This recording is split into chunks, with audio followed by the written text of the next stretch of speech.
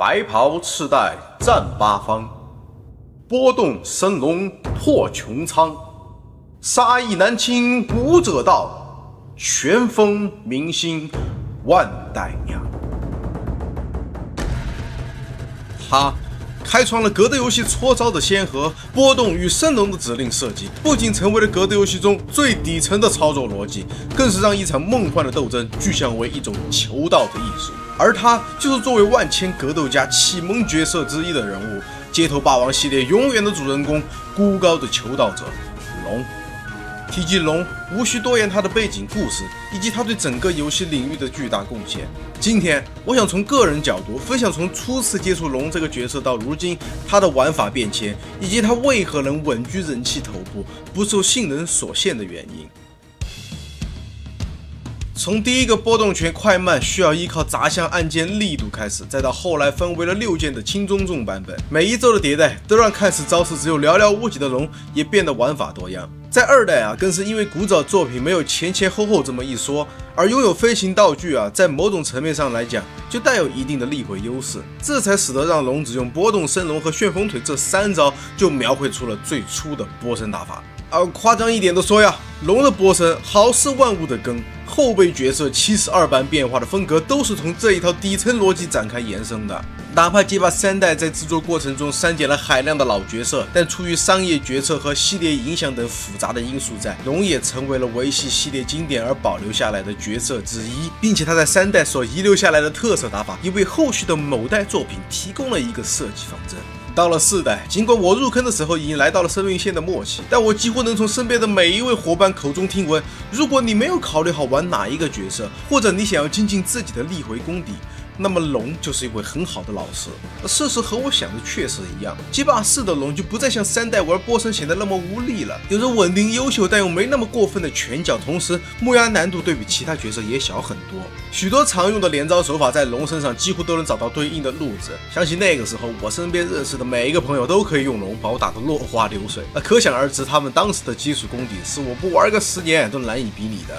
再到后来的街霸5，第一个赛季就是把龙抬到了性能顶峰。还记得我之前说街霸3龙的特色玩法吗？这套不可防御的进攻打法保留进了街霸5龙的 VT1 里，并且实现难度极低，修正在出版也没有那么大，尤其在面对一些没有凹的角色，被龙的下重脚碎扛起手的话，基本上也就是宣告死亡了。除了在当时独一份的逆天套路以外，龙还有一种风险极小回报极高的打法，俗称斩气流。初赛季的龙还没有加入离踢，这就使得轻脚复合 CA 变得非常方便，加上本身轻脚速度快，恢复也快，对手几乎抓不到你的插合。可一旦在力回的过程中被他的轻脚复合到，那你会在那一瞬间损失大几百的血量。不过后来街霸5因为不断的更新内容改善平衡，而龙就这么在 S1 赛季里昙花一现。在之后的版本里，龙调整了修正和逆天的地方，还修补了一些招式的细节优化，渐渐的仿佛又回到了一个中规中矩的角色。尽管街霸5为每个角色设计了独属于自己的 VT 系统，但抛开这些花里胡哨的东西，波动升龙与旋风腿的奇妙蒙太奇依然能为每一位龙玩家解答这个游戏的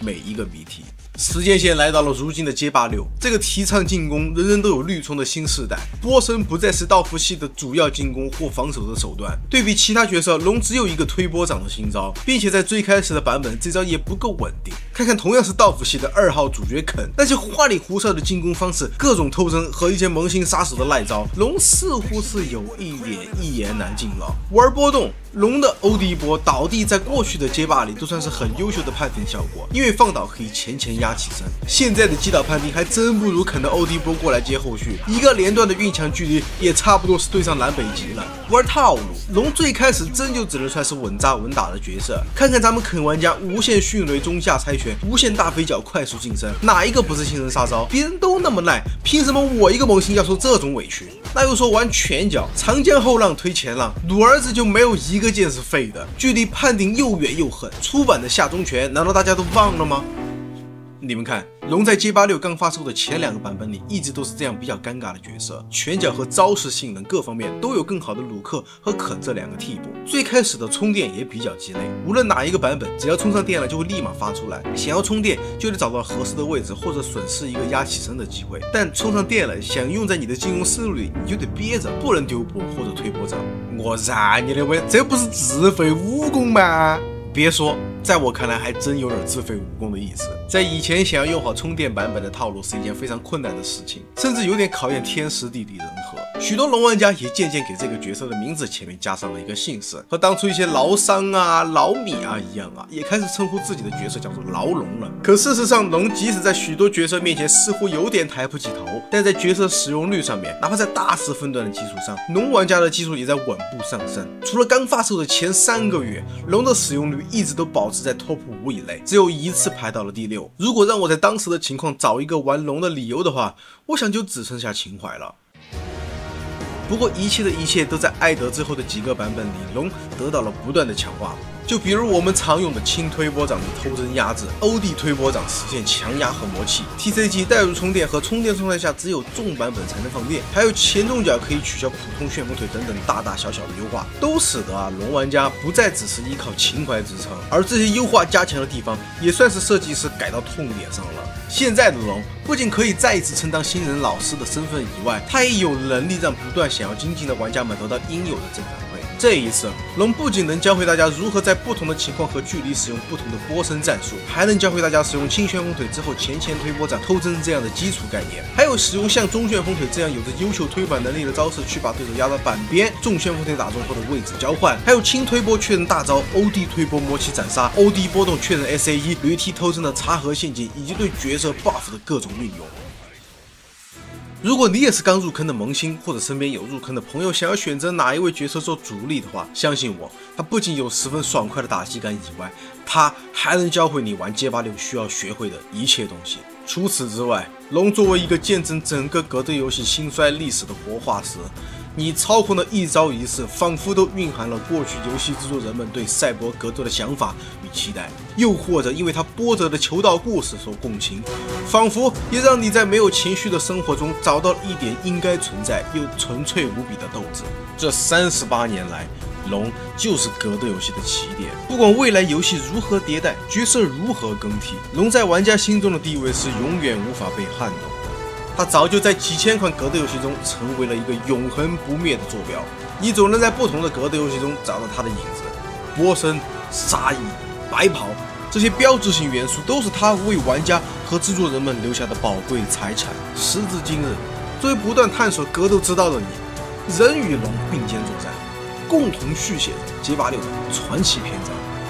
就像最近刚刚结束的 CPT 总决赛，小孩哥使用龙达到了所有人都难以想象的高度，所有职业玩家都神经紧绷的关键时刻，小孩哥却在荧幕前面不改色，甚至他还在笑，他在享受比赛挑战强者最纯粹的乐趣，而他何尝不是和龙一样，只是为了追求强者罢了。相信这一次比赛的精彩表现，也能让每一位龙玩家更加坚定自己的信念。如果说只玩强角色是对胜利极之渴望的话，那玩龙则是在追求这场赛博格斗中的道。好了，以上就是本期视频的全部内容了。1周之前就有 Bro 在催更了，那是因为前几天一直在玩荒野。当然这不是主要原因啊，问题是因为玩荒野显卡烧了的同时，电脑里的其他配件也出现了大大小小的问题啊。我固态写入出问题了，水冷保修期也过了，主板也有点盖了，所以这几天好不容易一直在帮我换一些新的配件。我还把之前一直用的4070X Gaming 升级成5070X Gaming， 同画之下平均帧对比都有20帧上下的差距，这一个效果我是非常满意的。玩荒野原生成的帧啊，换上5070后效果也确实是质的提升。板油一套下来也是换上了游戏神游 9800X3D， 算得上是目前最顶的游戏 CPU 了啊。新的固态顶替掉了坏的那根 12T 的机械硬盘，以后专门拿来存我的游戏素材。这些配件倒腾完估计都有几天了，我都不太确定啊。现在大家看到这个视频是什么时候了？那大家还有任何想法和建议呢，都欢迎弹幕评论留言。后面呢还有很多有意思的内容，大家千万不要忘了关注我哟。我是秃头，一位正在用5070玩荒野的偏手侠。我们下期再见。Adios.